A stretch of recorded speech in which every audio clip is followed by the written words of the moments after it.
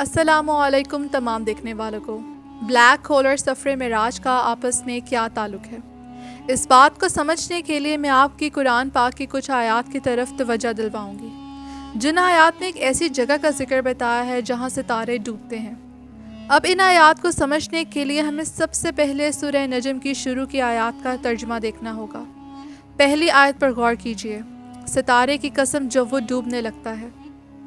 As you all نو، جب ستارے کی آخری عمر آ جاتی ہے اس کا فیول ختم ہو جاتا ہے، مطلب ہیلیم اور ہائیڈروجن جو اس کے اندر نیوکلیئر فیون ریئیکشنز کروانے کے لیے فیول کا کام کرتے ہیں، ختم ہو جاتے ہیں تو ستارہ مر جاتا ہے، یا تو وہ اپنے اوپر کولیپس کر جاتا ہے یا بلیک ہول کی شکل اختیار کر لیتا ہے، اور پھر یہی بلیک ہول اپنے قریب آنے والے کسی بھی ستارے کو اپنے اندر انگلف کر لیتے ہیں، جسے ٹائیڈل ڈسٹرپشن ایونٹ کہتے ہیں۔ تو یہ بات تو قرآن پاک نے 1400 سال پہلے ہی بتا دی تھی کہ ستاروں کی کوئی ڈوبنے کی جگہ ہے، جسے آج کے زمانے میں بلیک ہول کا نام دیا جاتا ہے۔ قرآن مجید بلیک ہول کی ساخت کے متعلق بھی بیان فرماتا ہے۔ پہلے آپ بلیک ہول کی شیپ کو سمجھ لیں۔ بلیک ہول کی شیپ ایک فنل یا درخت جیسی ہوتی ہے، کیونکہ یہ اوپر سے چوڑا اور نیچے سے چھوٹا ہوتا چلا جاتا ہے۔ اب قرآن مجید میں سورہ نجم کی آیت نمبر 16 میں بیری کے درخت کا ذکر ہے، اور یاد رہے یہ آیت نبی پاک صلی اللہ علیہ وآلہ وسلم کے زمین سے سدرۃ المنتہا کے سفر کے متعلق بیان کر رہی ہے۔ اب اگر ہم اس بیری کے درخت اور بلیک ہول کی شیپ کا کمپیریزن کریں تو ہمیں بخوبی اندازہ ہوتا ہے کہ بیری کے درخت اور بلیک ہول کی ساخت سٹرکچر ایک جیسا ہے۔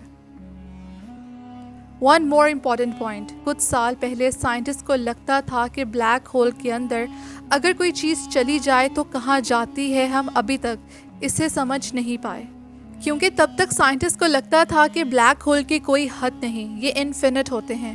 لیکن کچھ ریسرچ کے بعد سائنٹسٹ کو اندازہ ہو گیا کہ بلیک ہول انفینٹ نہیں ہیں، ان بلیک ہولز کی بھی ایک حد ہے، مطلب ان کا ایک کنارہ دوسرے کنارے پر جا کر کھلتا ہے۔ اسٹیفن ہاکنگ جیسے بڑے سائنٹسٹ کا ماننا تھا کہ ایک یونیورس سے دوسرے یونیورس میں جانے کا راستہ ہے۔ اسی پوائنٹ سے ہمیں ایک اور امپورٹنٹ پوائنٹ ملتا ہے کہ قرآن پاک میں بیان فرمایا گیا ہے کہ نبی پاک صلی اللہ علیہ وآلہ وسلم نے سفر معراج میں ایک آسمان سے دوسرے آسمان تک کا سفر کیا۔ اب لاسٹ اور موسٹ امپورٹنٹ پوائنٹ پہ آتے ہیں، وہ ہے ٹائم ٹریول۔ اس زمانے کے لوگوں کے لیے باعث شاید حیران کن ہو کہ کیسے آپ پہلے مسجد اقصیٰ گئے، پھر سدرۃ المنتہا تک پہنچے اور نبیوں سے ملے، امامت کروائی، نماز کا تحفہ لیا اور واپس آ گئے۔ ادھر میں ذکر کرتی جاؤں کہ پہلے آسمان پہ آپ صلی اللہ علیہ وآلہ وسلم آدم علیہ السلام سے ملے، دوسرے آسمان پہ آپ کی ملاقات یحییٰ علیہ السلام اور عیسیٰ علیہ السلام سے ہوئی، تیسرے آسمان پر یوسف علیہ السلام اور چوتھے آسمان پر حضرت ادریس علیہ السلام سے ملے، اور پانچویں پر ہارون علیہ السلام اور چھٹے پر موسیٰ علیہ السلام سے ملاقات ہوئی، اور ساتویں آسمان پر آپ کی ملاقات حضرت ابراہیم علیہ السلام سے ہوئی جو آپ سے بہت مشابہت رکھتے تھے۔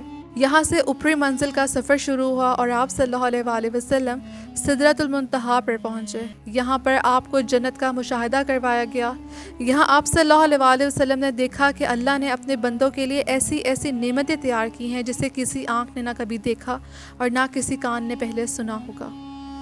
اسپیڈ آف لائٹ کے بارے میں آپ کو پتہ ہے، اس کائنات میں جو سب سے تیز چیز ہے وہ ہے روشنی۔ کسی بھی چیز کی اسپیڈ لائٹ کی اسپیڈ سے زیادہ نہیں ہے۔ تو یہاں ایک پوائنٹ اور نوٹ کرنا چاہیے کہ جس گھوڑے پر نبی پاک صلی اللہ علیہ وآلہ وسلم نے سفر کیا آسمانوں پر، اس کا نام براق تھا، جو کہ عربی کا لفظ ہے جس کا مطلب ہے تیزی، مطلب بجلی کی رفتار سے سفر کرنا۔ اور اگر کوئی چیز روشنی کی رفتار سے سفر کرتی ہے تو وقت، ٹائم اس کے نزدیک تھم جاتا ہے، جسے ٹائم ٹریول کہا جاتا ہے۔ جیسا میں نے آپ کو بتایا کہ نبی صلی اللہ علیہ وآلہ وسلم زمین سے آسمانوں کا سفر ایک رات میں ہی کر کے آ گئے تھے۔ دیکھا جائے تو عام انسان کے لیے ٹائم ٹریول مشکل ہے، لیکن اگر ہم انسان کوئی ایسی مشین بنائے جو اسپیڈ آف لائٹ پر چل سکے، کیا ایسا ہو سکتا ہے؟ نہیں، پریکٹیکلی یہ امپاسبل ہے، کیونکہ انفینٹ اماؤنٹ تک انرجی چاہیے ہوگی مشین کو چلانے کے لیے، جو کہ ہم انسان نہیں دے سکتے۔ لیکن اللہ کی ذات واحد ہے جو یہ سب کر سکتی ہے۔ اس کی سب سے بڑی مثال سفر معراج ہے، کیونکہ اس سفر کا ایک رات میں شروع ہونا اور سب آسمانوں کا سفر کرنا اور کچھ لمحوں میں سفر کا مکمل ہونا، یہ سب صرف اللہ کے قدرت و اختیار میں ہے۔ سنریہم آیاتنا فی الآفاق وفی انفسہم حتی یتبین لہم انہ الحق अन करीब हम जमीनों आसमान में और तुम्हारी जानों में तुम्हें ऐसी निशानियां दिखा देंगे कि तुम पुकार उठोगे, तुम पे ये बात खुल जाएगी कि कुरान हक है, खुदा की ज़ात हक है। आई होप आपको मेरी आज की वीडियो बहुत अच्छी लगी होगी। अगले वीडियो तक के लिए अल्लाह हाफ़िज़, अल्लाह ने कहबान।